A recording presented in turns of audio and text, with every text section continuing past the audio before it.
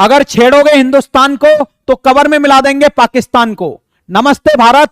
India ने रात को जो किया है, 4 एयरबेस डिस्ट्रॉयड किए हैं पाकिस्तान के।